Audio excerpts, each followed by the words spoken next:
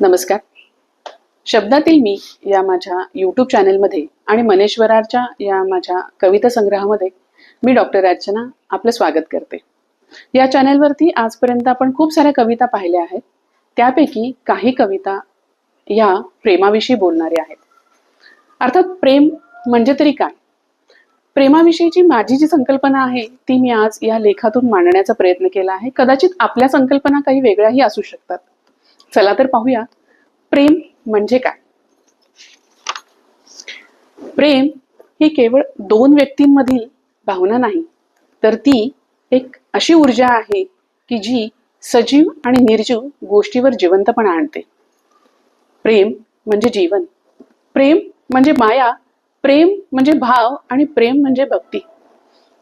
सजीवातील प्रेम म्हणजे हृदयाचा ठोका आणि निर्जीवातील प्रेम म्हणजे भावनांना दिलेला मोका.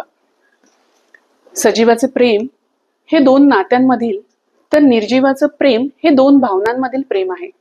मग ते लेखकाचं पुस्तकावरती असो, चित्रकाराचं कॅनव्हासवरती असो, कवीचं कवितांवरती असो किंवा निसर्गप्रेमींचं निसर्गावरती असो.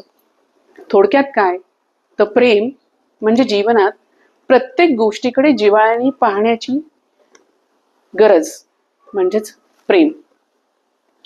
सजीवामधून हृदय बोलते तर निर्जीवामधून स्पर्श बोलतो.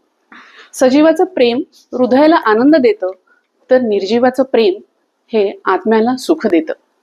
म्हणूनच प्रेम कोणावर आहे हे महत्वाचे नाही, तर ते मनापासून आणि निस्वार्थीपणे आहे का हे महत्वाचे.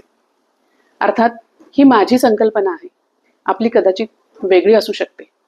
आपण या प्रेम म्हणजे काय याविषयी बोलायला सुरुवात केली आहे. येणाऱ्या काही गुरुवारी या प्रेमाविषयी आणखी साऱ्या भावना मी व्यक्त करण्याचा प्रयत्न करणार आहे. चला तर मग पुन्हा भेटू पुढच्या गुरुवारी. हे प्रेम पुढच्या संकल्पनेमध्ये काय घेऊन येते ते. चला, तोपर्यंत धन्यवाद.